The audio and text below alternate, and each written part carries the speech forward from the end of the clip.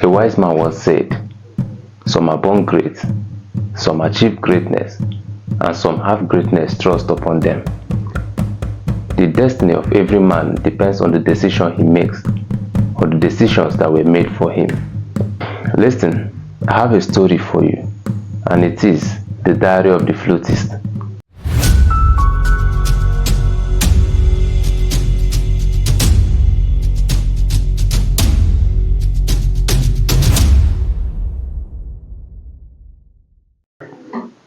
It was a cold night. Awele had just finished administering medication to his sick old father. The sickness seems to have persisted, even after trying out different local herbs on him. In the morning, the old man seems to be getting better, but in the evening, he becomes down. But this night was different. Even though still feeling weak, the old man seems to have a lot to talk about. "Awele, my son," he beckons on his son to sit close to him. "Things have changed in these past days, and you are growing into a man. I want you to listen to me carefully. You have grown up to think you are from this land where we live, but the truth is, we are from Umeri. We came to settle here when you were small." Awele could not believe what his father just told him. "Why did it take you this long to reveal this to me?" he asked. The old man continued, "A long time ago, before you were born, in Umeri, the then king of Umeri lived without a child. He lost his wife and child at birth, and since then he have not been able to get another child. He was sad and did everything in his power to get a child, but to no avail. He visited many soothsayers and seers, but they keep telling him that he can't have another child." "Another child?" the king asked. "What have I done to deserve this kind of punishment? I have always been loyal to the gods, yet they took my first fruit at birth, and now they place this curse on me." He was told by the seer that the ways of the spirit is different from the ways of men. This made him so sad, but he found joy in the sound of the flute. A young man would always come to play the flute for the king. He was so good with it and plays sound that comforts the king and gives him peace. The king fell in love with the sound of the flute and constantly invited him to the palace. The flutist soon became a good friend of the king and the palace. On a special occasion, the king presented a special flute to the flutist in the presence of the villagers. He made a law that the special flute be called Ezoja and should only be played for the king. He made the flutist the custodian of this Ezoja. The king's friendship with the flutist continued to grow, and the flutist soon became loved and popular in the village. The king almost gave up hope in having a child to call him father. But one day, something happened. The village seer visited the palace with a beautiful maiden called Erimma. He announced to the king that Erimma is his assumed dead daughter. "How is that possible?" the king asked. The village seer narrated how Nnedin saw the old village midwife who left the village many years ago brought Erimma to his place that morning.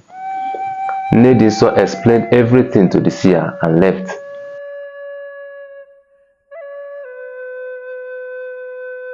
It happened that many years ago, when the king was younger, Nnedin was betrothed to the king. They were so much in love that nothing or nobody could come between them. Their love continued to grow until the king started developing feelings for another maiden in the village. On many occasions, Nnedin confronted him, but he would always deny and dismiss it as mere insecurity. This continued until the king got the said maiden pregnant. This led to his breakup with Nnedin. Even though the king pleaded with Nnedin for her forgiveness, she claimed to have forgiven the king, but the anger was still in her heart. Nnedin later became a midwife. An opportunity came for her when the queen was in labor. When she saw that the queen was not going to make it, she decided to hide the child to further add to the king's pain. Few weeks later, she left the village with the child. The king, after listening to the seer, was angry with what Nnedin did. but he decided to focus more on the joy of having a child. He never dreamed that this would happen in his life. He hosted a big party in his palace in celebration of the good news. Many dignitaries were in attendance. The king invited his friend, the young flutist, to entertain his guests. While playing his flute, the flutist sighted Erima and developed a strong love for her. But he decided to keep the feeling to himself to avoid troubles. The flutist also impressed Erima with his skills. As time went on, they both started seeing each other secretly. Erima's beauty caught the attention of many men, and in no time, suitors started coming for her hand in marriage. But there was this particular man. His name is Ezugo. He is a very wealthy man and have done business with both local and international customers. He is well known. Ezugo came for Erima's hand in marriage, and the king was so pleased. The king asked Erima if she likes Ezugo, and she said yes. Erima was scared to tell the king about her relationship with the flutist. The flutist was also scared to talk about the relationship. They both pretended like nothing was going on between them. The king and Ezugo continued to make preparation for the marriage, while Erima and the flutist continued their secret affairs. On the eve of the marriage, many invites had been sent out and many preparations made. Then came an alarming news in the palace. Erima is pregnant for the flutist. The king sent for the flutist immediately and was very mad at him. He was so angry, but due to his friendship with the flutist, he decided to go about the matter in a different way. He told the flutist that on no condition should he lay claim on the pregnancy, and whatever that happened should be kept a secret. He made the flutist understand that he is sparing his life because of the good relationship they shared. Ezugo was informed about the situation, and they both agreed to keep it a secret also. But the king will have to adopt the child as his own, so they continued with the marriage plan. Few months later, Erima gave birth to a baby boy. There was so much joy in the palace, and on the day of the child's dedication, the king pronounced the child as the crown prince, the heir to the throne.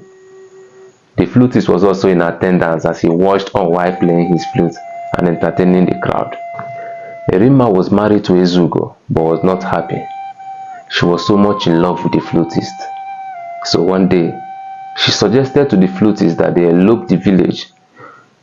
The flutist refused this suggestion, but after much persuasion from Erima, he agreed to run away with her at night. And on that night, the flutist together with Erima and the baby left the village. The king was alerted fast enough and he sent his guards after them. The king was furious and he declared, "This little flutist defied my palace the first time, and I forgave him. And now he dare go against my orders too. I want my daughter and grandson back alive, and I want the head of the flutist." The guards went after the flutist and his new family, and before daylight, they were closing up on them. Knowing that they could not run further as the guards were close to them, the flutist hid with Erima and the baby inside a cave and was patiently waiting for the worst that would happen. As the guards drew closer to them, Erima came up with an idea. "I will go out and distract them, while you go with the baby to the village we agreed. I will find my way back to you people with time," Erima said. Erima came out and ran towards the guards crying. She told them that the flutist abandoned her and went away with the baby. When they asked her the direction he took, she pointed a different route for them, and some of the guards hurriedly went that way. The remaining guards took Erima back to the king. Ezugo was angry, but later reconciled with the king and accepted Erima back, after Erima lied that she was kidnapped by the flutist. Ezugo kept Erima under strict watch to avoid more tricks. The old man looked at Awele and smiled. "I am the flutist," he told Awele, "and you are the crowned prince of Umeri." Awele, who was astonished and shocked, kept looking at his father. The old man brought out the Ezoja, the special flute that was given to him by the king, and told his son, "Awele, my son, you have watched me play this flute all your life, and you have also learnt the skill. Now you know the story behind the flute. I will not be staying for so long with you, my son, but it is time to find your destiny. When I am gone, find your way back to Umeri, because that is your home. Don't be scared, Awele. The flute will guide you, and the sound of it will speak for you.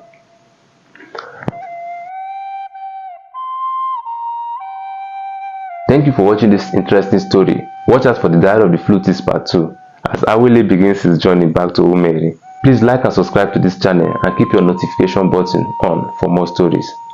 My name is Thank God, and this is SY Times.